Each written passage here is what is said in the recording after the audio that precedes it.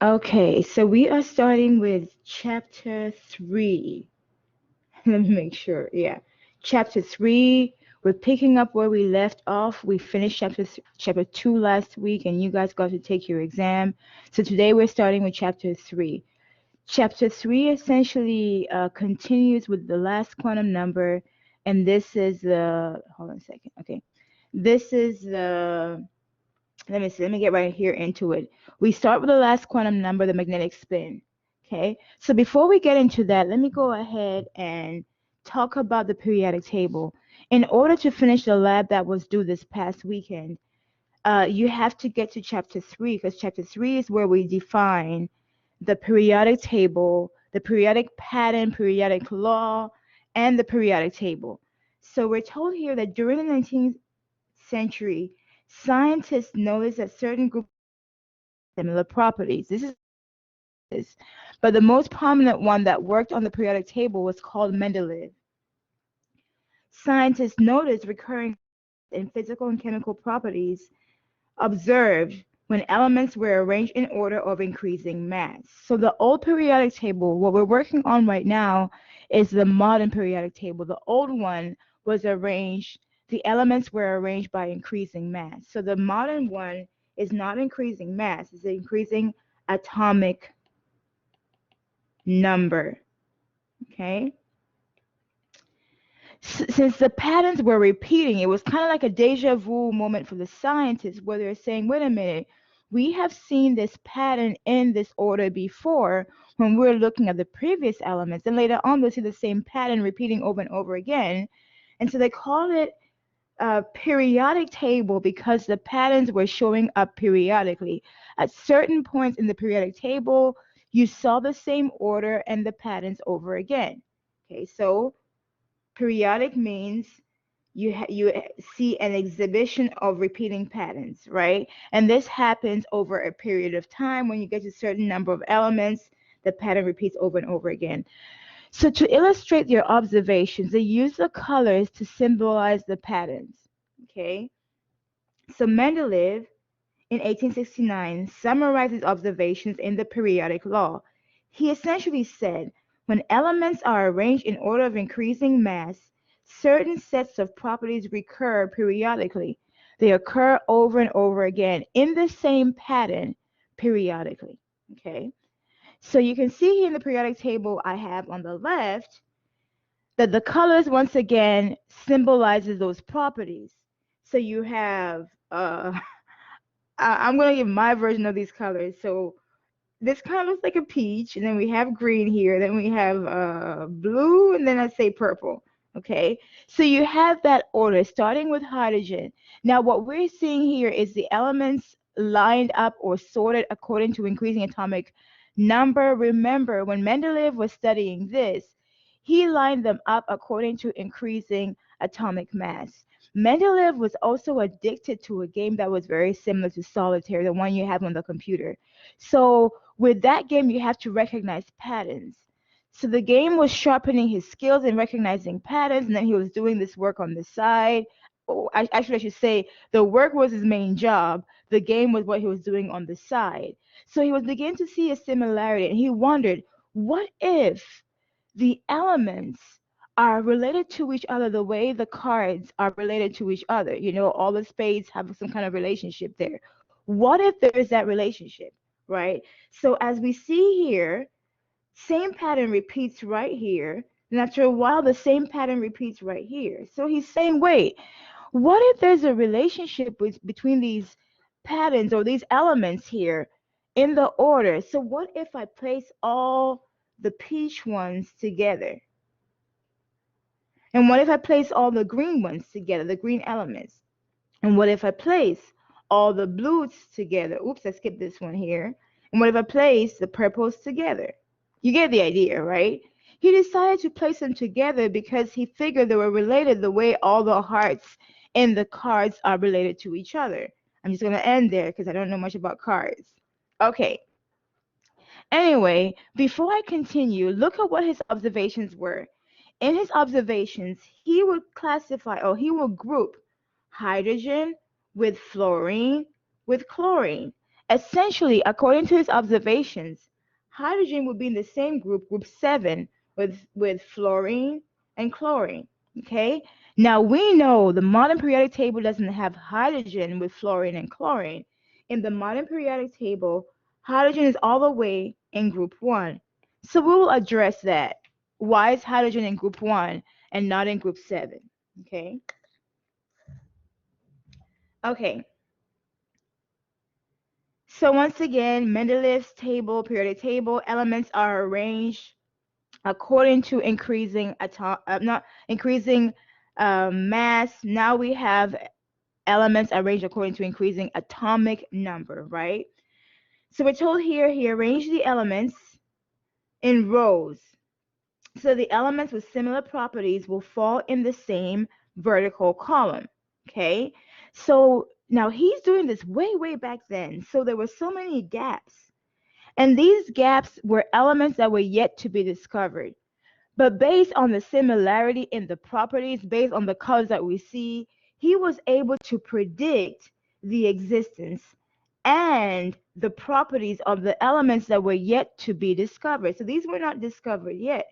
He was able to predict their existence and their discovery. Okay.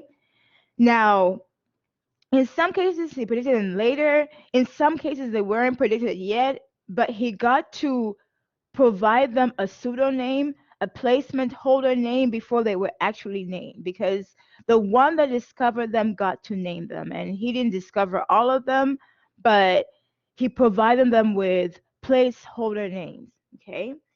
So we're going to be examining these two and Mendeleev's predicted properties. So based on where the gaps were positioned, he was able to anticipate what the properties of the elements will be when they get discovered. So what we now call gallium, he named Eka aluminum. And if you look at gallium, where's my periodic table? Let me find my periodic table here. When you look at gallium, gallium is right under aluminum. So go ahead and look at gallium in periodic table. You will see it's right under aluminum. So he didn't have a name for it because it wasn't discovered yet. He just called it Eka aluminum. Eka in his language means under. So he called it the element under aluminum is essentially going to have the following properties. So these were his predictions based on the properties of the elements above it and the ones below it. So he kind of averaged them out. And he said whenever it's discovered, it will have an atomic mass of about 68 AMU. Its melting point will be low. Its density will be 5.9 grams per centimeter cubed. When it reacts with oxygen, based on the way the elements above and below behaved, it will form this type of formula. Oh yeah, and then when it reacts with chlorine, it will form this type of formula.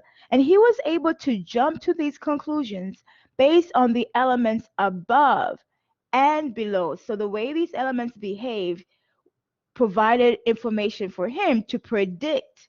Okay, so remember, when it comes to stereotyping people, that is not a good thing. But when it comes to elements, it's acceptable as long as you're willing to modify the predictions you're making, right? When the truth comes out. So these were his predictions. And then time passed, scientists actually were able to identify gallium, to discover it, identify it, name it, and then they came up with the actual properties. So, well, he was a little off on the atomic mass. They got this for the atomic mass. He said melting point was low. Is this low? Sure. If you compare it with a compound like water, this melting point is sort of low. Okay. Density, he was spot on, like on the spot. The formula of the oxide, yeah, he was spot on for that too. Formula of chloride, he was spot on for that too. Okay. Not bad considering he's predicting the characteristic of something that has yet to be discovered. It would be like somebody predicting the properties of a child that is not yet born. I'm just trying to make a comparison here, right? They have yet to discover it, and he's saying when it gets discovered, it will most likely have these properties. Okay. He did the same thing with germanium. Germanium is positioned right next to gallium, to the right of gallium, right under silicon. Same thing. Okay. He said, I shall predict the behavior of the properties of germanium. Germanium had yet to be discovered, so he called it ecosilicon once again, continuing with his trend, which is to name the element based on what is under. So germanium is right below silicon, so he called it under silicon. Same thing.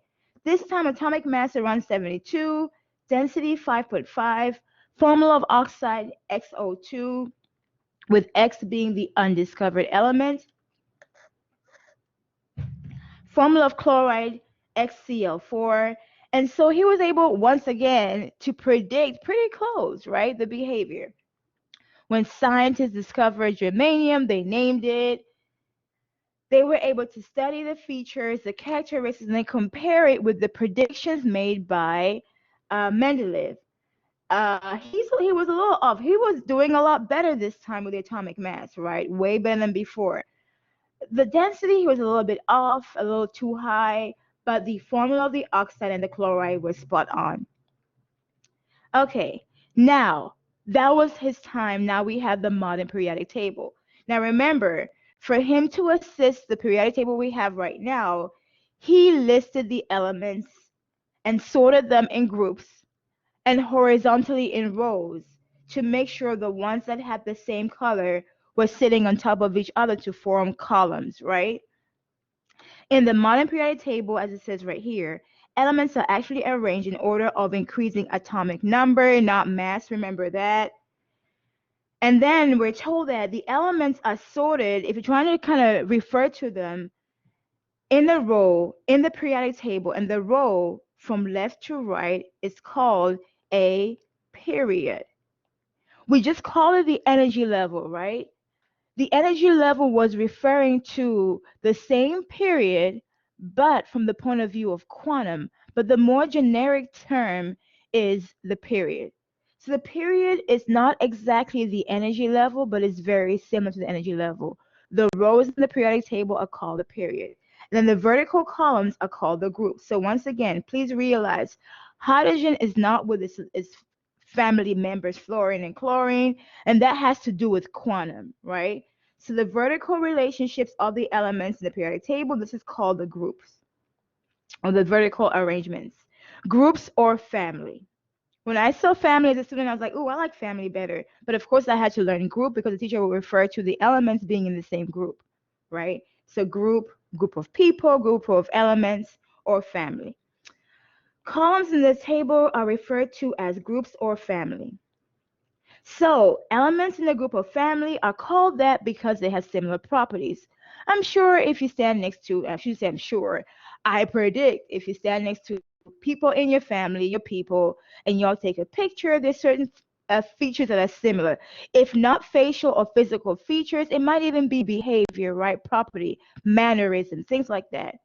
Okay, so we're told Mendeleev's periodic table, while it's great, was able to predict the pattern, but it did not explain why. We know that the elements in the same family or the same groups have similar properties, but the question was why? And why was hydrogen not placed with its family members, fluorine and chlorine? Why was hydrogen moved with the group of blue? Okay. As it says right here, we have to go back to quantum. Quantum theory explains why. Now, sometimes I feel like when you're just reading the PowerPoints or the book, you don't get the heart of it, okay? So when I think about going back to quantum, you have to have watched, I am not good at, I told you my recall is very bad, so I'm not good at remembering names of movies or actors and stuff like that. But I remember watching, I think it was Ant-Man, right, where they were having issues with I'm not gonna tell you the story either, but I'm gonna give you the gist of it. They were having issues with trying to find the older guy. I forget his name, his wife. They were trying to find her, but not only that, they were having issues in the realm they were in the world they were in, and they were trying to solve those problems. And I remember at some point in the movie, I remember key parts, but the whole story, who was in it, what they said, the details, I'm like, I get the gist of it. But the point was, because they were having issues in the realm they were in, they were saying the only way for us to solve this is to go deep.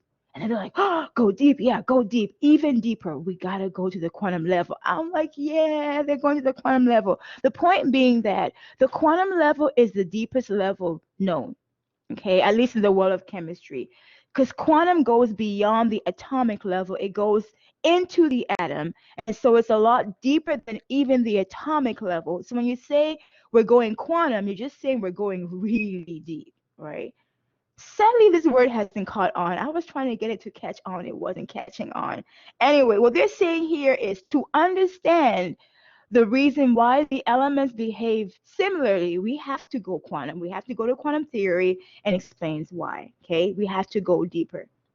Okay, what is this behavior we're seeing in elements? We're seeing them behave like metals, nonmetals, and metalloids. So on the two extreme ends, you have metals, having metallic behavior. And then on the other end, you have nonmetals. And then the parts of the periodic table where you have the metals and the nonmetals bordering each other, you see the overlap of the behavior. And this is where we see the metalloids. Okay. So we're going to be seeing periodic table in the picture right here. So I'll come back and, well, let me talk about it when I'm here. You have this zigzag line here. And this zigzag line or staircase is the divider between metals and nonmetals. So all the way to the left of this zigzag here, all the way here. So you have the S, the D, and the F block. These are metals. So metals pretty much make the bulk of the elements in the periodic table, right? Think about that. When I was in school learning this, I was thinking, okay, like you're saying it, so I'm gonna ask exam. But when I look around me, there isn't that much metal. I mean, there's metal. There's a lot of things that are supported by metallic structures and so on and so forth. There are cars, yes, but I saw more non-metallic things around me than metal.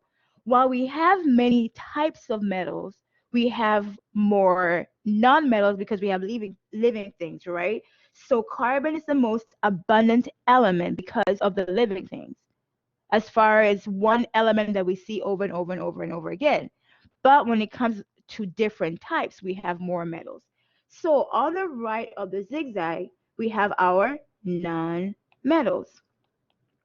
So most of our non-metals are in the P block, not even the whole P block, just this top part, right? This part right here, kind of like a little bit over half, not even 2/3, right? So where are your metalloids? Your metalloids are kind of in the border of these two parts here. Here, here, here, here. Okay, that border. So please notice that you have your metals, you have your non-metals, and then you have your metalloids, like right here. And the metalloids are great because they have the behavior of both metals and non-metals. So if you need an element that can switch behaviors as needed, you want to pick a metalloid. And that is why silicon is very, very important in the Silicon Valley, the industry of microchips, semiconductors, and stuff like that. Semiconductors conduct sometimes, right? This is just me trying to make a joke. But semiconductors are important for phones, and I usually just say phones because it's things I care about. But yeah, things I care about such as your cell phones, other electronics. The semiconductor industry is really relies on silicon's behavior as the metalloid. Okay. So we also have the periodic table divided into main group elements. The main group elements are usually labeled A. Chemists, I guess they figured they should just change some stuff in the periodic table. They're now changing the labeling a little bit. Old school way of labeling, main group elements were labeled A. And main group elements, so I'll say here, main group was mostly S and P. Main group used to be S and P, like S and P block, right? S and P block. So if you know that, then you know what I'm referring to. Well, you should know it. And then transition, these were referring to D and F. So your D block, your F element, all those blocks right there, and all the elements in that block, they were mostly referred to as transition element. For that reason, their groups will be labeled with a number and a letter B. For the S and the P block elements, they will be labeled with a number and the letter A. Okay, so we see that here, this is still labeled old school, but we also have new school labeling, right? So you want to be aware of both, because I'm seeing the newer edition books coming up. Our book, we don't have a newer edition yet, but the newer editions that are coming up, they're referring to, so the top numbers here, that the 1A, the 2A, skip over the D block, jump over here. We have 3A, 4A, 5A, 6A, 7A, 8A. This is the old school way of labeling, where you're separating the A's from the B's. And remember, the B's are the D and the F block, right? We study the A's together because they have a very similar property that makes them group together. They are predictable. The A elements tend to be predictable. We'll see later on they have a fixed charge. So I'll just say it here. Group A, these tend to be more predictable. Okay, so when it comes to studying, it's better to study them together. Group B, they are unpredictable. Unpredictable. And so when we're learning the rules, you want to separate the rules. The way a rule that applies for the A group and the rule that applies for the B group, and you don't want to mix them up. And then there's some B's that behave like A, some A's that behave like B, y'all. It's just, yeah, it's just chemistry. It's a mystery. And of course, you can see the B. The B doesn't even start from the left, because it's how interesting they are. They start from the right. 1B, 2B, 3B, 4B, 5B, 6B, 7B, 8B, 8B, 8B. Yeah, like that. So we don't assign group numbers that much to the B elements, because it's complicated, right? But for the A block, you want to know their group numbers. So the modern way of numbering this is 1, 2, and then you don't skip over the D, 3, 4, 5, 6, 7, 8, 9, 10, 11, 12. I appreciate what they did, because when you get to 3A, that's 13. So when I saw the modern way of doing this, I was like, oh, I've learned the first way. I don't like the second way. That's me right there. I don't like change. But I was like, wait a minute. 3, 3. Oh, okay. I can go with that. So what I do is to switch from the modern way to the previous way, or vice versa. For the previous way, I just add a 1 in front of the number. So for 3, I add a 1 and it becomes 13 and lose the A. So 13, 14, 15, 16, 17, 18. Okay. That way, when somebody's writing about this in another book or something else and you're reading it, you're not getting confused, right? We talked about the fourth quantum mechanical quantum number, that was the magnetic spin that communicated the electronic spin once you located in the orbital. Remember, that one had a quantized value, meaning it had a specific value of plus 1/2, minus 1/2.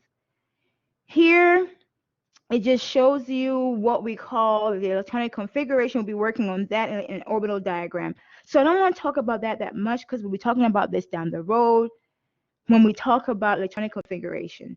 What I want to talk about here is Pauli's exclusion principle. Some of these rules we were using to assign the energy level, or assign to say that each orbital has a max of 2 electrons. So orbital has a max of 2 electrons. This was actually summarized by the scientist called Pauli. And Pauli said, now, the orbital may be empty, it may have 1 electron, or it may have 2 electrons, but the max is 2 electrons. So we are paraphrasing what he said in his principle. And his principle is called Pauli's exclusion principle, which talks about paired electrons. So he talks about how the electrons exist together when they are orbital mates. So he says, no 2 electrons in an atom may have the same set of 4 quantum numbers. Remember, the 4 quantum numbers are the principal quantum number, the angular momentum, the magnetic, and the magnetic spin, or what they call spin, right? So principal quantum number, N, L, M sub L, M, S, right? This is the energy level, the generic shape, specific shape, and then the spin, positive 1/2 or negative 1/2, right? So he's saying if 2 electrons are in the same orbital, they may be rooming together, so to say, but they will still not have the same 4 quantum numbers. Since the first 3 quantum numbers code for the orbital, if they're in the same orbital, they'll have the same first three quantum numbers. We see it right here. Now here they're showing you helium, right? They're only showing you helium. But technically, this is the first electron for all elements. First electron. So while I'm here, I want to mention this. All the first electrons, regardless of the elements, have the same 4 quantum number. Okay, so this is the first electron for all elements, and this is the second electron for all elements. It just so happens that helium has 2 electrons, so its first electron has these 4 quantum numbers. Its second electron has these 4 quantum numbers. And when you look at it, helium's first electron's quantum numbers also match hydrogen, which only has 1 electron. Okay, so just think about that for a moment as you're watching this at home. You can rewind and think about it again. But this is true for all first electrons and all second electrons. So all first electrons, regardless of the element, have the same quantum numbers. Okay. So since helium has 2 electrons and both electrons are in the same orbital, then the NL, M sub L will be the same because they're orbital mates, because they're, what I'll call roommates, but they're really orbital mates. Orbital mates. Okay? They are in the same orbital, so the first 3 quantum numbers have to be the same. The part that's different is the spin, magnetic spin, and that part will be different because each magnetic spin codes to 1 electron, and there are 2 different electrons. The first one has the up spin drawn like that. The second one has a down spin drawn like that. Okay. Okay, so I mentioned this earlier about the splitting of the energy level because you have many electrons in the atom. So the existence of sublevels and sublevel energy, which is because you have splitting of the sublevels. And why does this happen? The splitting of the sublevel happens because you have many electrons. Remember how I referred to this before, that Bohr's model, the energy level 1 was not split, energy level 2 was not split, energy level 3 was not split. Nothing was split. Everything was concentric. Everything was neat. Everything was simple. And then scientists came to discover more and realize, oh no, it's very complicated. Energy level 1 is not split, but energy level 2 is split, energy level 3 is split, 4 and 5. So to show you the split, let me skip. I'll come back to these ones right here. Yeah, this is showing you the split. And I showed you guys this before, right? Before you guys did your exam. This is what the split really looks like. Now, this is not an accurate split because they put all the energy levels still on the same level. In reality, we'll see later on that the split here splits the P will end up being at a higher energy than the S, but that's kind of back here, okay? But for right now, to keep things simple, this is the before. Bohr's model keeps the energy levels at the same energy level. Oh yeah, another terminology. I found this picture online. So another terminology you want to be familiar with is people use shell to refer to energy level. Okay? Just so you know, when I was a student and I was learning this, we had to use, this is old school. I'm talking like old school. We didn't have the internet that like y'all have right now. Okay, there were positives to that and negative to that. So we had to rely on textbooks in the library. We didn't even have personal textbooks. So you go to the library, then you're reading from 2 different books and they're using different terminology, and you're like, wait, is this the same thing? So yeah, some books use shells when they mean energy level, but you get used to that when you're reading about it and they're all referring to the same event, and you're like, oh, okay, they're just using different terminology, but they mean the same event, right? So shell 1, shell 2, shell 3, shell 4 here is referring to the energy levels, okay? So we said the energy levels were split to form sublevels. So here we are seeing sublevels, but they're doing more than that. They're showing you the orbitals arranged in the sublevel. So we'll come back and talk about this. Let me go back and explain this part here to you, where they're saying that the sublevels had different energies, right? So not only was the energy level 2 split like this, 2 into the S, 2s, and the 2p, like we just saw, the 2s and the 2p were not at the same energy level. Apparently, studies show that the lower the value of the L quantum number, the less energy the sublevel has. Meaning, right? Even though that picture shows 2s and 2p on the same level, that's not accurate. The accurate way to arrange this is to have, wait, where's the eraser? Right there. 2s is lower in energy than 2p. So the order in increasing energy is s is lower, then comes p, then comes d, then comes f. Oh my goodness, f.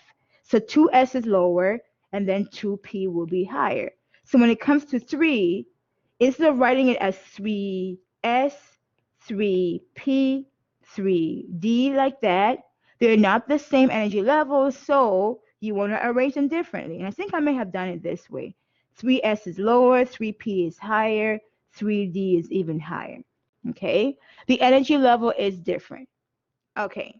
So now we kind of detour somewhere else and we talk about the attraction between the nucleus and the electron. So for us to talk about attractive forces, we have to look at Coulomb's law. Coulomb is a scientist who talked about, opposites attract. I mean, we talk about that like it's no big deal. People know about that. They even have songs about it referring to romance and everything. But here we're talking about opposites attract. So within the atom, you have both attractive and repulsive forces. Okay? The attractive forces, because attractive forces happen between opposite charges, we're looking for a positive particle attracting something that's negative. And then repelling, it's got to be like charges, right? So say here the repulsive forces happens between electrons. So you got something negative repelling something negative, right? So I'm going to give you the summary of this. And Coulomb's law, right? Even though we simply say opposites attract, this is the equation that goes with that statement. Okay? I was just thinking about something really nerdy as I was covering that. The music where they're talking about opposites attract, they should have had this equation there. So citing their sources. Not really citing, but referring to the equation that produces that statement. Anyway, so we're seeing here, we're told that E is the force of attraction. Okay, so Coulomb's law describes the attraction and repulsion between charged particles. For like charges, a potential energy or force of attraction E. So E is the force of attraction, is positive and decreases as the particles get further apart and as R increases. So let's go ahead and examine this equation, because one of the things you have to understand in chemistry is the relationship between quantities in the equation. So I'm going to separate this part here is the constant. It's constant because all these values here are constant. 1 is constant is a number, 4 is constant is a number, pi is a constant number, and then E naught is called the dielectric constant, and that's constant. Even the name says constant, right? So I'm going to put the variables together. Oops, Q1, Q2 over R. These are the parts that are changing. So to get the value of E, and E is the force of attraction, okay? The force of attraction, to get that number, since this part here is constant, we're only going to really refer to the part that's changing that can influence the value of this.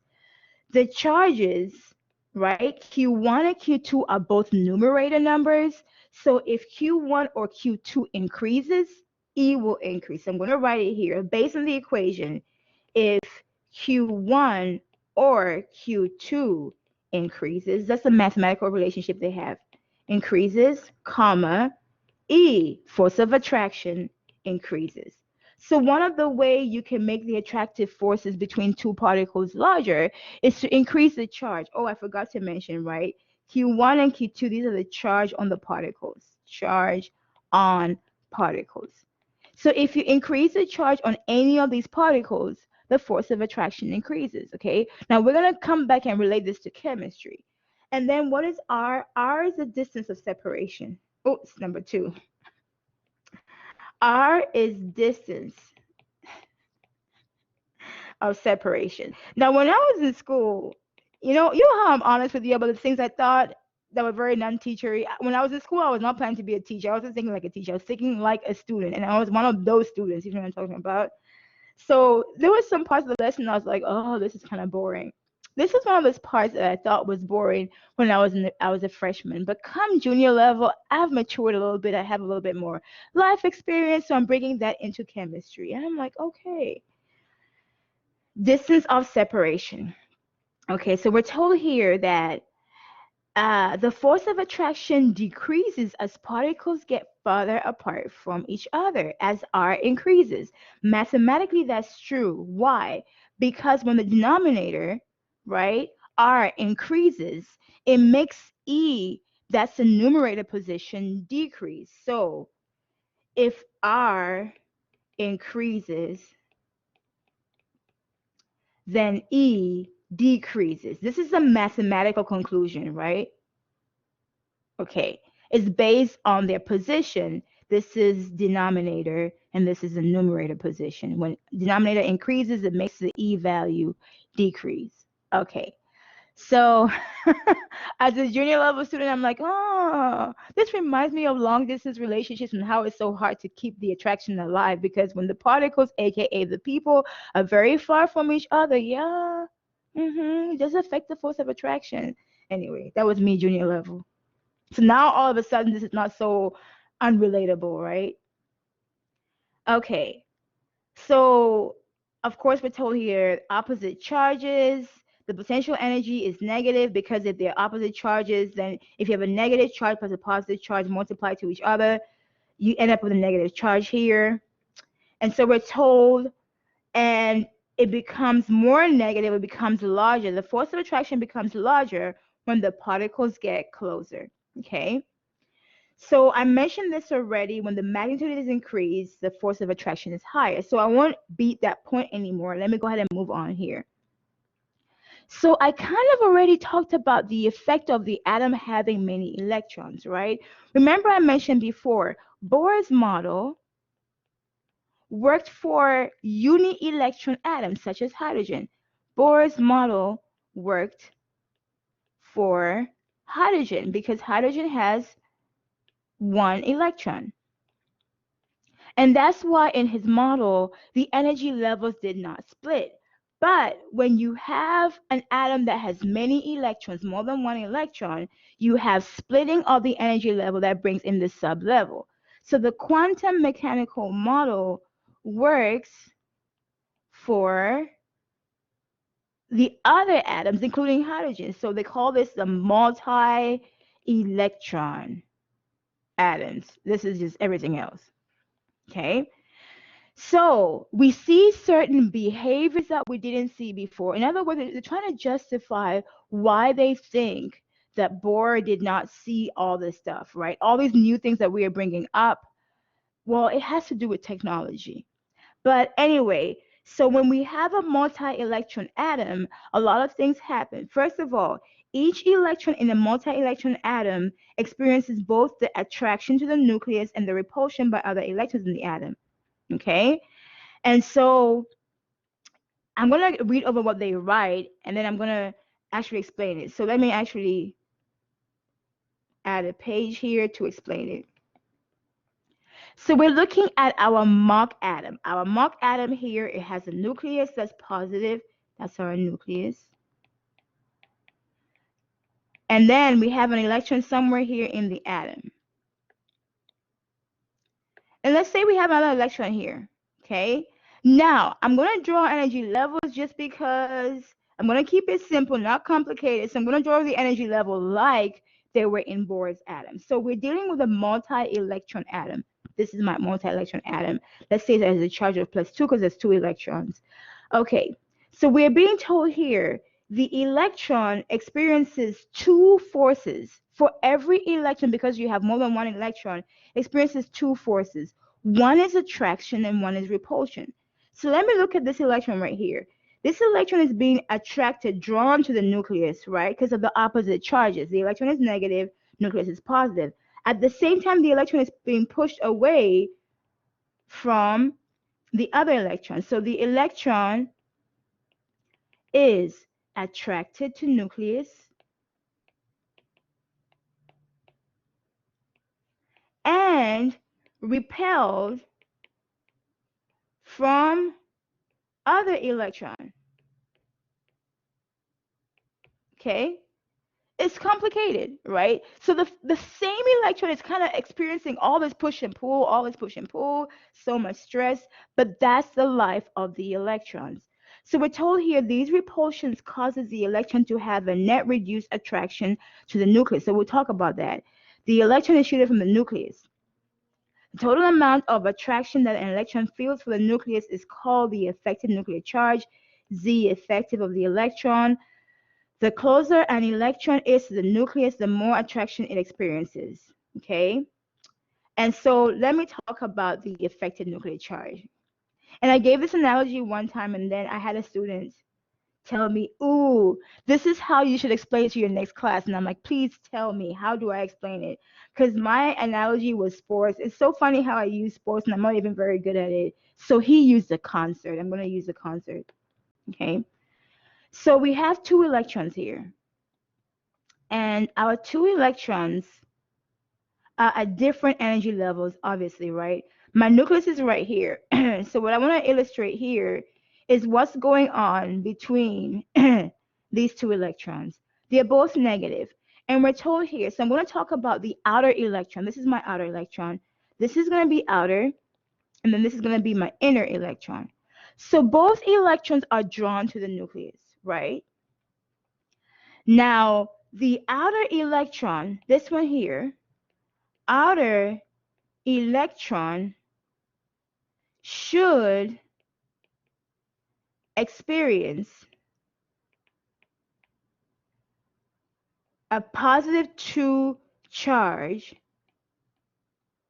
of attraction from nucleus. Okay, it should, because that's the charge on the nucleus. But because the outer electron is further away from the nucleus and there's another electron in front of it, it actually only experiences one positive.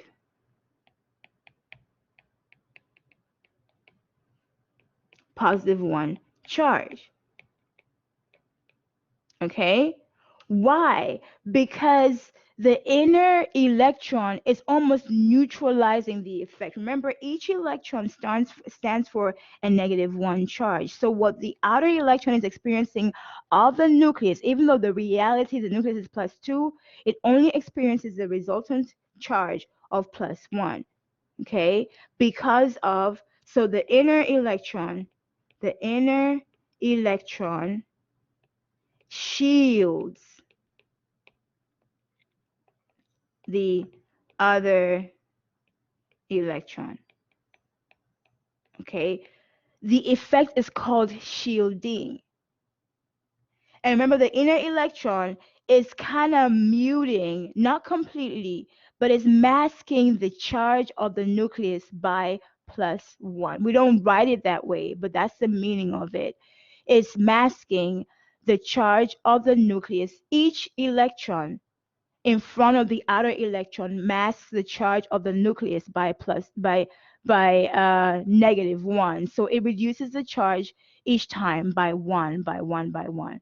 Okay? And so in the end, the outer electron, because it's further out, experiencing the resultant or the net. Okay? So that's what they're saying here. So to use the concert analogy, imagine you are at the stadium. So I'm in Dallas. So I think AT&T Stadium. It's kind of circular because it's for sports, right? And then there's a concert right here in the middle. So imagine the concert is right where the stadium, where the people play, right in the middle, right there. And the concert is right there. And then, you know what? Let me place you in the front. So you, the students, you got some good tickets and you're right here. This is you. And then me, I get the cheap tickets and this is me right here. Okay. So by virtue of getting the nosebleed section tickets, I mean, I see the concert, I recognize it's going on, I can hear, but I'm so far away and I can't see what's going on that well because I'm being blocked by the people standing in front of me. All those people who got good seats, including you, right? So the electron that's sitting on the nosebleed section or the nosebleed energy level is the one that gets shielded. Okay. So the outer electron is shielded, that's a term, from the nucleus by inner electron. Okay, so it's shielded, and then the inner electron is a shielder. Okay, so I think I've explained till here. Oh yeah, and then by virtue of that, the inner electron is experiencing, the inner electron experiences the 4+2 because there's nothing in front of it, right? But the outer one only experiences +1. So the outer one is being attracted less to the nucleus than the inner one.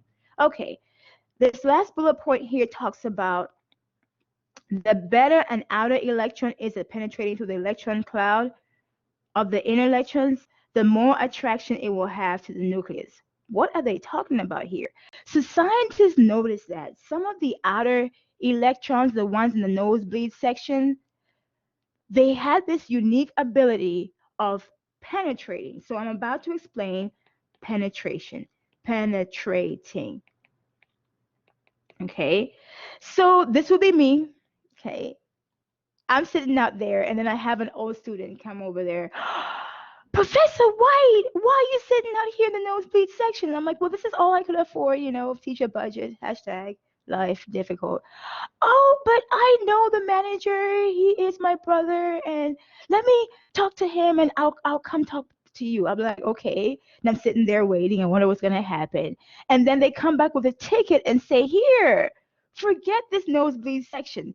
Go ahead and go all the way to the the inner row, the inner row. This is how I don't know sports. Anyway, go all the way to the front. And I'm like, what? Thank you so much. And this is me now penetrating. I'm like, yeah, all the way to the front. Okay, not to the stage, but it's the ones that penetrate. Sometimes they penetrate inner, sometimes they penetrate all the way in. Okay, it just depends. They don't always penetrate all the way to the front, but they penetrate closer than where they were supposed to be, right? But in this story, I penetrate all the way here. So now I'm even seeing the concert more, right? If an electron has penetrated, it's now in the inner energy level and experiences even greater attraction. Okay, so I spend time explaining that because you have to be able to answer that question in conceptual questions types. Okay, so here they're showing you what I explained to you. Remember, electrons in different orbitals tend to have different energy level, lower energy level all the way to higher energy level. There are those that are shielders or screeners, and then you have the ones that are in the nosebleed section. And we're told here the degree of penetration of the electron is related to the orbital's radial distribution function. Anyway, so here you have the nosebleed electron right there in the outermost energy level. In this case here, the nucleus is +3, right? But the electron here is shielded by two other electrons, so this only experiences a charge of +1. Remember, each electron neutralizes the nucleus, or it kind of masks the nucleus by a charge of -1. And then over here, this is the same electron, right, that we're looking at. Look at where it is right now. It's penetrated. And then the other ones are like, what just happened? It's not a competition. It's just the ability of certain electrons and their orbitals to penetrate, right? And so this one here has obviously penetrated because it technically really belongs out here, but it has moved in. So this one, once it moves in, look at what it experiences. Now it experiences the full +3 charge because there's nothing in front of it, right? If you look at the sphere right here, there's nothing in front of it, so it experiences the full nucleus. So hopefully you get that. When I was in school, I wasn't getting this. There was no story about concerts. My teachers were not living life like this. They just stuck to the script, and then I was like, oh, this could be very interesting. Anyway, so remember the breaking in the energy level I talked about before? Instead of having a smooth energy level for N2 and 3 and 4 and 5 all the way up, that breaking in the energy level is caused by the penetration. Okay, so the shielding, the penetration, all of these causes the energy level of the sub level in the same principal energy not to be degenerate. Okay, so now I have to define even more terms. Hold on. Okay, so I think I've talked about penetration so far. Penetrating is when you have the sub level or the energy level or the electron, wherever it was, come in and occupy a position that it wasn't in naturally, right? So we're told here the ability for the electron, maybe even the orbital, this is referring to the electron slash orbital. Remember I told you before, the electron travels around with this orbital, right? Kind of like its pod. So the electron or the orbital are referred to interchangeably. Causes the energies of the sublevel in the same principal energy level not to be degenerate. What they're saying here is if 2s and 2p are in the same energy level, because of the ability to penetrate, some will have a lower energy level than the other. Degenerate means not same energy level. Oh, what am I writing? I'm trying to say energy. My handwriting is just fun. Energy level. Okay. When they say not to be degenerate, they mean that. When they say degenerate just means same energy level. Degenerate here means same energy level. Okay. So maybe I should write it like that. Same energy level. So they're saying if you have many electrons, the sub-levels will not have the same energy level. They will not be degenerate. That's what they're trying to say here. So we see that happen, of course. We see penetration happening in the fourth and the fifth principal levels. And the effects of penetration become so important when we get there, so that the s orbital lies lower in energy than the d orbitals of the previous principal energy level. Okay, so for right now, all of this is gibberish until I show you how it looks in the picture. So let me see. I showed you this right here. In this picture here, they're still showing the energy levels as degenerate. This shows sub-levels as degenerate, meaning that it shows the sub-levels on the same energy level, right? All the 2s are still on the 2 energy level. All the 3s are on 3 energy level. So technically, this picture, which I saw online to make a point, it's not completely accurate. It's making a point as in where these came from, but it's not completely accurate. In reality, this is what it looks like. Okay. Now here we have staggering of the energy of the sublevels. And not only that, we have penetration. So let me show you what the penetration is. Once again, the 1s energy level, this is it. That's it. Because it doesn't break apart. The 2s, let me use a highlighter. Part of it is here, part of it is here. Oh, so energy level 2. Part of it is here, part of it is here. So this is a 2s and this is a 2p. Now remember, they're showing this as sub-levels, but they're showing it also as orbitals, right? And then the 3 is here, here, and all the way here. Then the 4, I'll use a different color, is here, here, here, and there's another 4 somewhere here, but they didn't include it in the picture, right? Anyway, let's go ahead. They said that penetration is very important in the energy level 4 and 5. Energy level 4 and 5 is kind of like here, right? But then we're told when you're going in order of increasing energy level, you're going from the bottom. So you see the arrow here. This is lower energy, and then this is higher energy.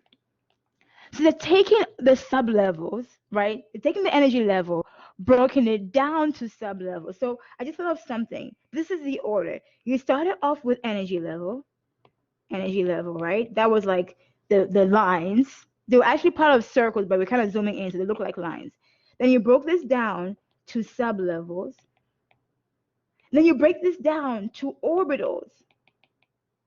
So the orbitals are in sublevels, the sublevels are on the energy level. So it's kind of breaking it down like that, okay? So now that we've done all that, we're at the level of orbitals. Now we're sorting them and listing them according to increasing energy level or increasing energy, starting from the lowest to the highest. So when you start here, you start from 1s to 2s. From 2s, then you go to 2p. There are three 2p orbitals, right? From 2p, you go to 3s. From 3s, you go to 3p. Let's see what comes next. From 3p, you go to 4s before you go to 3d, right? Then from 3d, you go to 4p. And then from 4p, you go to 5s. So it's like this in order of increasing energy level. So you're looking at this wondering, what in the world? How am I going to remember this? Because you know you have to remember this, right? Don't worry. This one here is a little bit more confusing. Before we go into that, we're going to be using the periodic table. The periodic table has the same order that we're studying here, the staggered one, the multi-electron situation. We're looking at the order, but we're going to go from left to right to left to right. And it will provide the correct order we're supposed to remember this in. Okay? So before we come to this, I want us to go ahead and answer this question. Here we're told, question about shielding and penetration. Which statement is true? An orbital that penetrates into a region occupied by core electrons is more shielded from nuclear charge than an orbital that does not penetrate and therefore has higher energy. Okay. This is one of those chemistry questions, right? When I read it, I'm like, I need to draw a picture because these words are communicating something, right? So I'm drawing a picture. Now remember chemistry, right? They're referring to orbital, but the orbital is like a pod that holds the electron. So when they say orbital and electron, it's interchangeable, okay? So when they say an orbital here, if that word does you don't really connect with that word, it's okay to replace it in this context with electron, okay? So the orbital or the electron, because don't get here and say, well, we learned about the electron, we didn't learn about the orbital. To them, it's interchangeable. The electron that penetrates into the region occupied by core electrons. So this is the electron that was supposed to be like out here, right? Well, it's not really out of the electron, but it's like up here. And this is the core. This electron has penetrated. It's right here. Okay?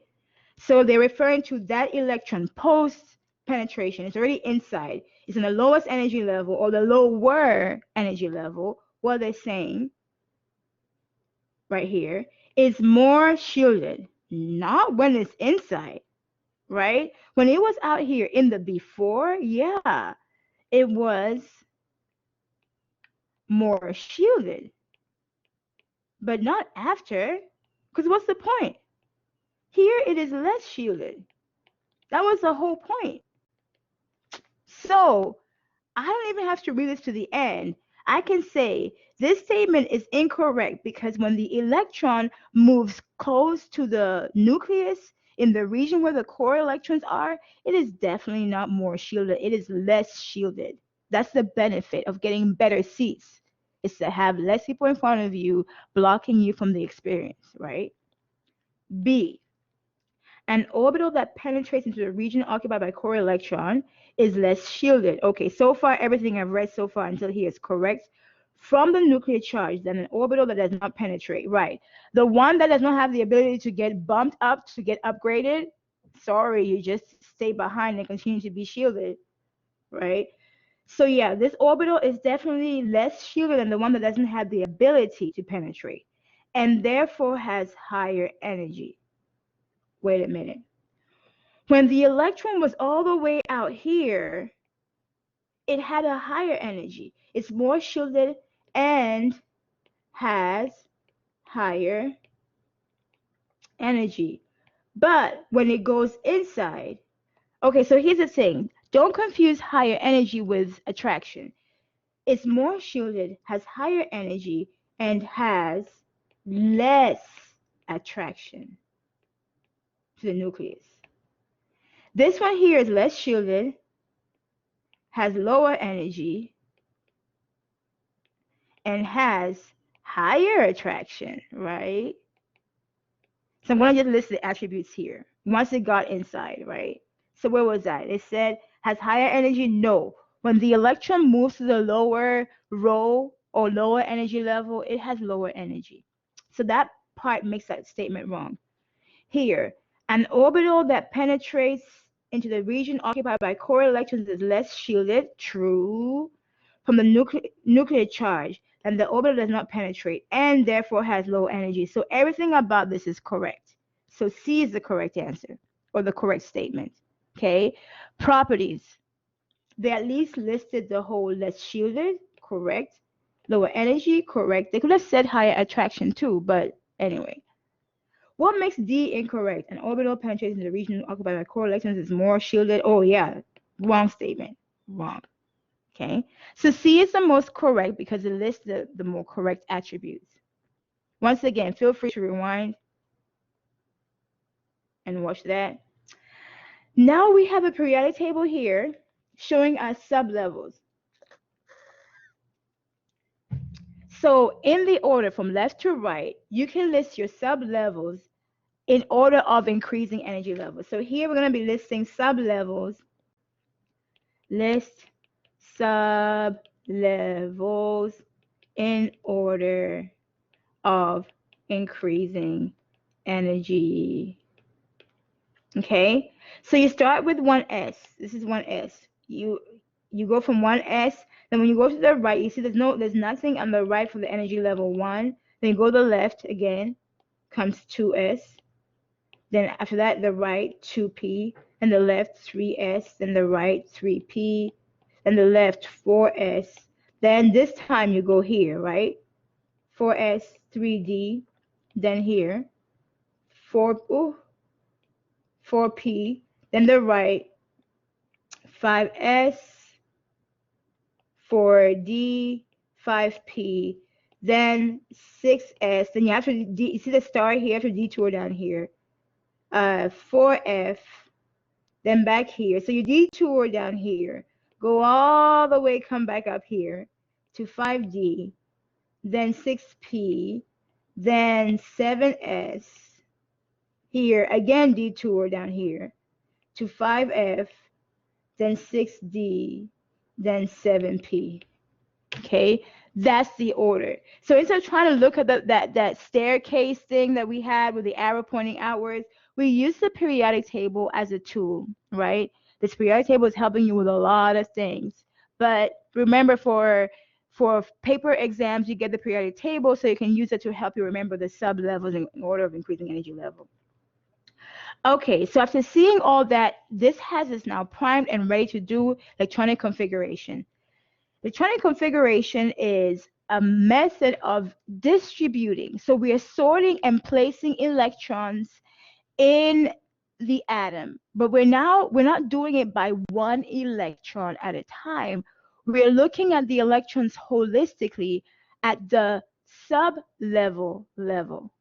Okay, so we're going to be sorting and distributing electrons, which is essentially electronic configuration, in the atom and looking at them at the sub-level level.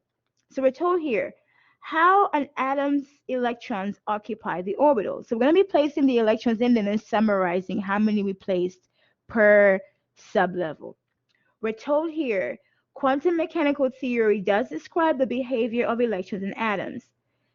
We know electrons in atoms exist in orbitals. The orbitals are like pods, right, that house the electrons, but they're really more a probability of where the electron is. But visually, it's kind of like a pod. A description of the orbitals occupied by electrons is called electronic configuration. So we're looking at this more holistically. So when we look at hydrogen, hydrogen only has a 1s1, okay? So I'm going to break this down right here. And I break this down to say that this is a configuration of the one electron in hydrogen. The 1 here stands for the energy level. The S here stands for the block, right? So together, the 1s stands for the sublevel. So S is the shape of the orbital. And then the 1 here is the number of electrons placed in that sublevel. Okay? So what I'm going to do here, give me just a moment. I have to improvise. Because I remember having a periodic table.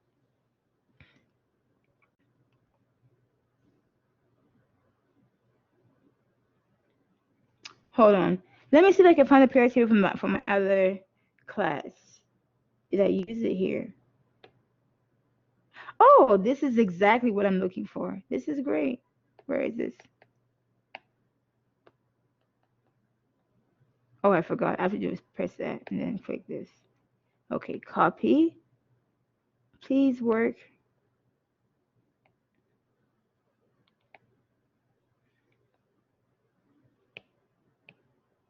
Ha, there. Okay, so this periodic table has the elements and the sublevels, okay? Remember, for this purpose here, we'll place helium right next to hydrogen because these electrons are roommate and they're going to be the 1s sublevel together, okay? So as needed, I'm going to have this here. Hold on a second. I want to copy this because I tend to need this a lot in this section. So I want to copy another version of it somewhere, just somewhere down here. Okay. Put this over here, paste it now. It makes me feel better. Okay, there. So as we're studying this, let's look at this. The configuration. So let's work on the configuration of a few elements here. And we're going to go in order. Wait, what's this doing? Oh, this is what I need, right? Okay. So we'll start with hydrogen. Hydrogen here, according to what we see in this picture, hydrogen has an atomic number of 1, meaning it has 1 electron. Okay? So its configuration is going to be written for 1 electron. The 1 electron in hydrogen lives or is housed in the 1s sublevel. So you will write here, in the 1s sublevel, hydrogen just has 1 electron. So here we have to review a few things we talked about in the previous chapter. We have to review the number of electrons per sublevel, right? Because then that will help this part here I'm working on make sense. So sublevels, and then the number of electrons. So I put here number of orbitals, and number of electrons, because that works in this section here. Sublevel, number of orbitals, number of electrons. Okay. The sublevel can be like a 1s, 2s, 3s, just all the s's, right? So just example, all the s's, just s, and this is the example right here. For each s orbital, the number of orbitals are 1, 1, 1, okay? Regardless of the energy level.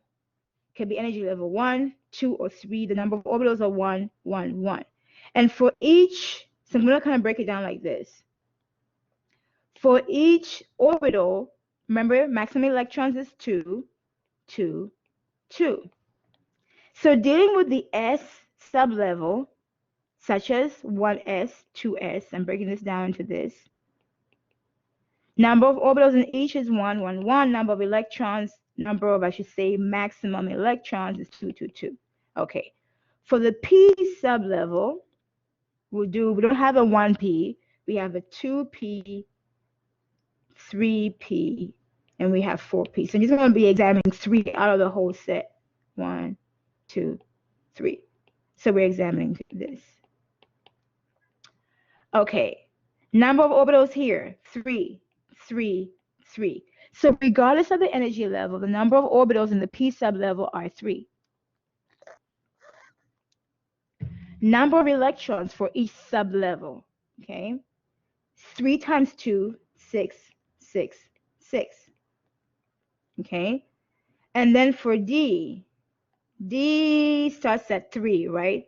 3D, 4D, 5D. Let me add another page down here as I continue to illustrate this. So I got 3 right here. These, we have 5 orbitals, 5 orbitals, 5 orbitals, regardless of the energy level. So this is going to be times 2, 10, 10, 10. Then finally, right, I'm giving this as the example, we have F. F starts at 4. 4F and then 5F. We only have 2 for these in the periodic table. Just 2. So here, F, we got 7. We got 7. 7 times 2, 14. 14. So that's what we see here. So as we are placing electrons in the sublevel, we're going to max out at this. This is the maximum number of electrons. Maximum number of electrons, maximum number of electrons. So as we're going through and filling each sublevel with electrons, we have to max out the sublevel first before we move on to the next sublevel. It's kind of like being efficient, right? And using space wisely. You got to fill a sublevel and move on to the next one. Okay, now that I've explained all that on the side, go back to the configuration. With hydrogen, you have 1 electron. The first electron is always housed in the 1s sublevel. With helium, we have 2 electrons. Helium is placed right here. So both electrons for helium, 1 and 2, are housed in the 1s sublevel. So you write 1s and then raise to the power 2, saying that both helium electrons are housed in the 1s sublevel. Okay, so I'm going to try to go in order for the first few, then I'll skip around. Lithium will be next. Lithium is right here. Now, lithium has 3 electrons, right? Let me erase that. Lithium has 3 electrons. So where hydrogen is the position of the first electron, while helium is the position of the second electron for all elements, regardless of what they are. By the way, y'all, if you have questions, go ahead and type it. I keep looking up at the message box, and that way, if you have a question, just type it. Don't wait till I'm done to ask your question, because then if your mind is like mine, I'll fixate on the question and I won't be listening to anything. So go ahead and type in your question, and then we can go ahead and discuss it. Okay. But yeah, so all first electrons are positioned where hydrogen is. All second electrons, regardless of the element, are positioned where helium is. Meaning, even though we're looking at lithium, lithium has 3 electrons. Its first electron is where hydrogen is. I'm going to use those little arrows, the half arrows. Okay, hold on, erase. Okay, I'm going to use the half arrows. I'm going to use a different color, blue. The first electron for helium is here. For lithium is here. Second electron is here. Third electron is here. So for helium, when we're writing the configuration, for lithium has got 3 electrons. The first 2 are here. What's the name of this sublevel? This is called 1s sublevel. How many did I place there? I placed 1, 2. The next sublevel where I place electrons from helium is called the 2s sublevel. How many did I place there? 1. So for lithium, I'm fixated on the helium. For lithium, my configuration will be 1s2, 2s1. Okay? Now I'm going to skip beryllium and move over to carbon. Okay? For carbon, since carbon has got 6 electrons, I have to start from the beginning and place the electrons there. 1, 2, 3, 4, 5, 6. There are my positions for the 6 electrons that belong to carbon. Okay, for carbon, the first 2 electrons are in the sublevel 1, right? So carbon has 6 electrons. In sublevel 1s, I place 2 electrons, right? These are the first 2, done. The next one is 2s. In 2s, I place electron 3 and 4. That's this one here. But I place 2 of them, right? Then I move over to 2p. This is called 2p. In 2p, I place electron 5 and 6. And so in 2p, they don't want to know which exact electron you placed in there. They just want to know how many you placed in there. I placed 2 electrons. Okay. Now I'm going to skip over and do something like sulfur. I'm going to work on sulfur next. So for sulfur, I have how many electrons? I got a lot of electrons. I got 16. So I'm going to place all 16, right? I place an arrow per element, and you see how it works out. 1, 2, 3, 4, 5, 6, 7, 8, 9, 10, 11, 12, 13, 14, 15, 16. You have to end on the element you're actually working on. If you go beyond that, you're actually dealing with an ion, right? Since I'm doing it for sulfur with 16 electrons, I place all 16 arrows starting with hydrogen, up, down, and I end on sulfur. Okay, now I have to consolidate. In the 1s sublevel for sulfur, I place 2 electrons, electron 1 and 2. In the 2s sublevel, I place 3 and 4, but that's still 2 electrons. In the 2p sublevel for sulfur, this level right here, I went 1, 2, 3, 4, 5, 6.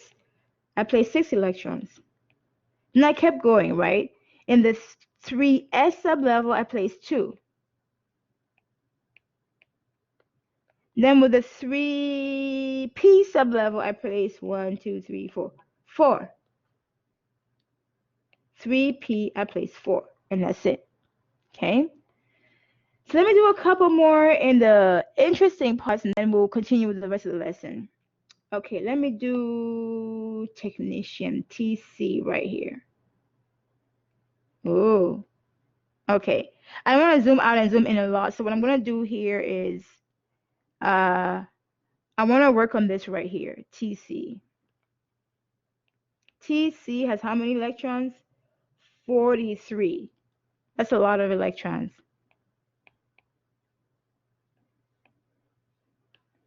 43 electrons for TC. Okay, so I'm just going to go in order like I did before.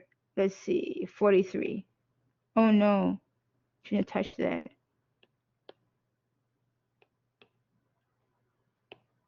Oh yeah, sorry, I'm ending right here with TC, right?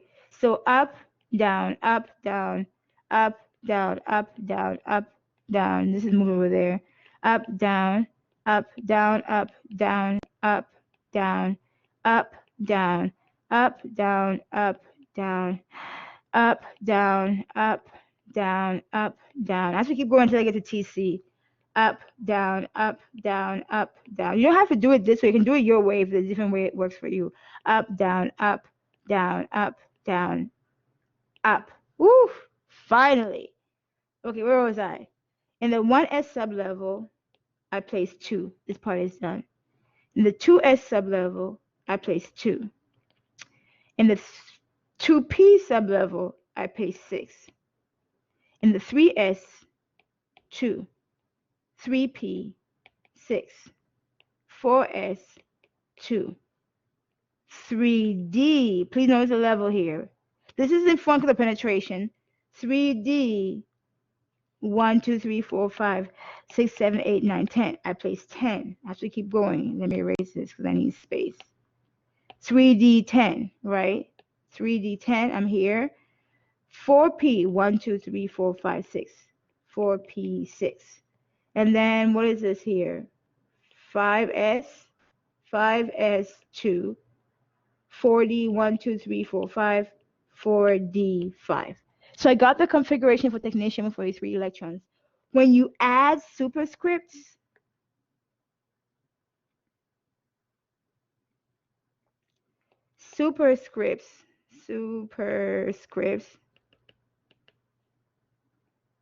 add up to equal total number of electrons. Okay. Okay. And then I'll do one, I like californium. I'll do californium. That involves the F. Now remember in your lab for this weekend, you have to do configurations, right? So californium here has so many electrons. Oh, so what I'm going to do here when I'm doing californium, because it has so many electrons, I'm going to write everything. I just thought about it. I looked at it and I was like, oh my goodness. Californium has 98 electrons. I'm going to introduce what is called the shorthand configuration, okay? So you see how I had to write this, then use the second line and keep writing. Now I'm going to bring in what is called the shorthand configuration. Shorthand because you're shortening it. The shorthand configuration is also called the noble gas configuration. Instead of listing all the sub-levels and listing all of them, because sometimes chemists are like, listen, we do a lot of chemistry and this is a lot, and having to write things over and over again is tedious, right? Can we still communicate the point and write less? That's where the shorthand configuration comes in. The shorthand configuration, the format is you put in a noble gas element,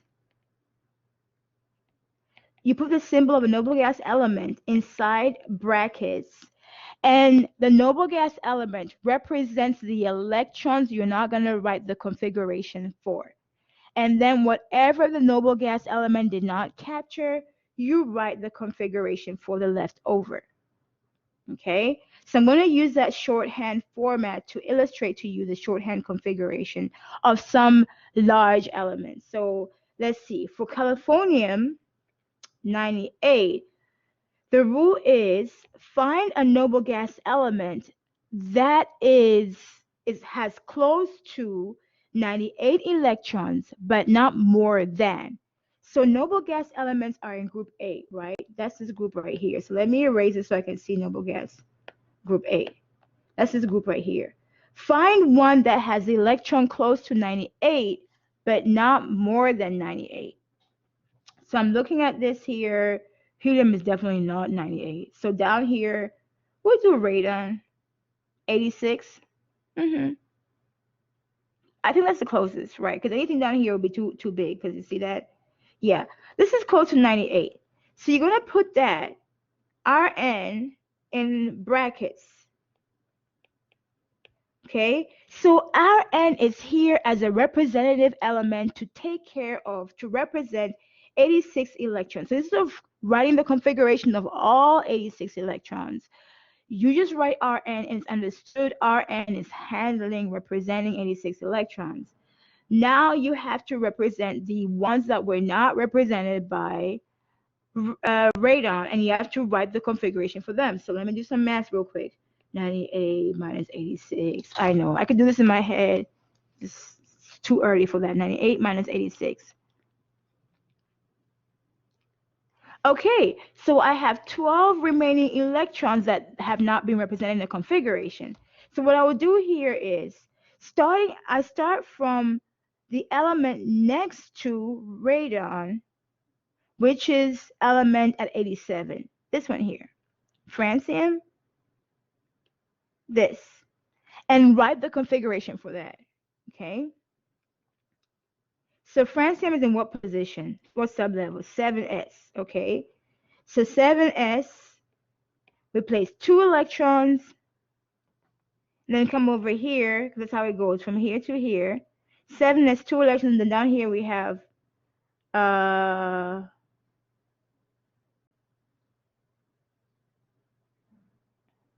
5f.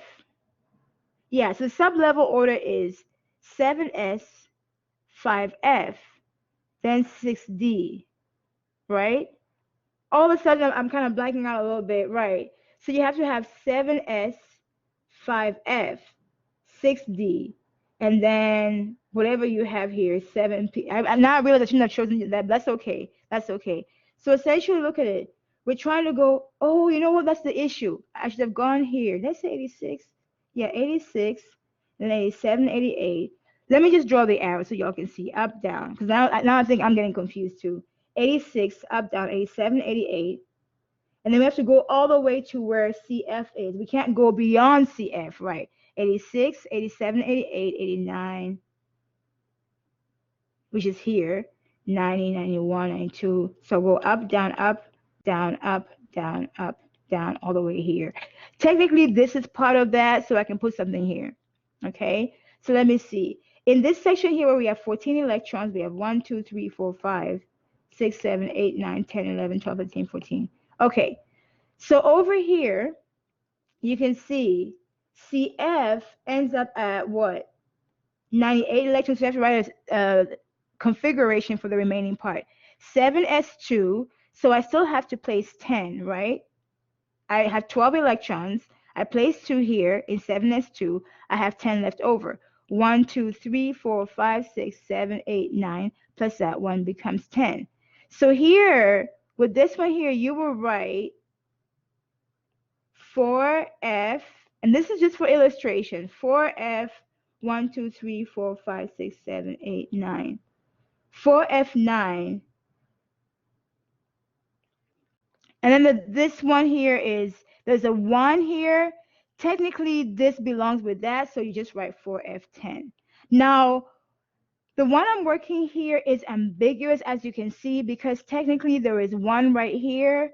So when you get to the platinum and the palladium one, don't use the periodic table like I'm using right now to figure out the configuration. It is complicated, like the one I'm facing right now, it is complicated. So I'll say for that one, go ahead and use experimental one. And when I get to that part on Wednesday, I'll illustrate how that works out, okay?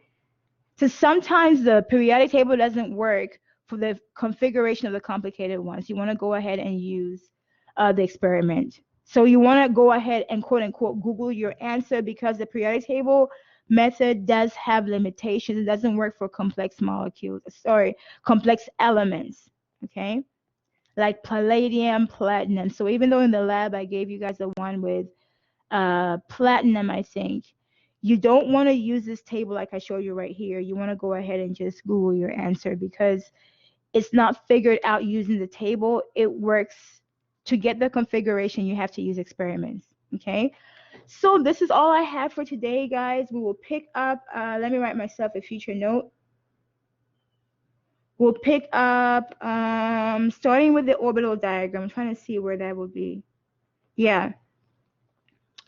So I'll say start here. But I also talk about review orbital diagrams. Okay, I didn't talk much about orbital diagram because you really have to understand configurations before you do that. But I'll start here, and then the shorthand. When we go through here, then we'll talk about orbital diagram and then solve this one here. Okay, this is all I have for today. Does anybody have any questions?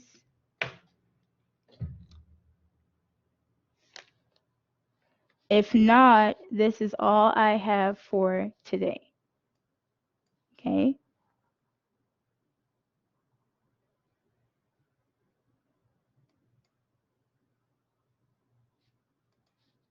Okay, so I'll be signing off. Have a nice day.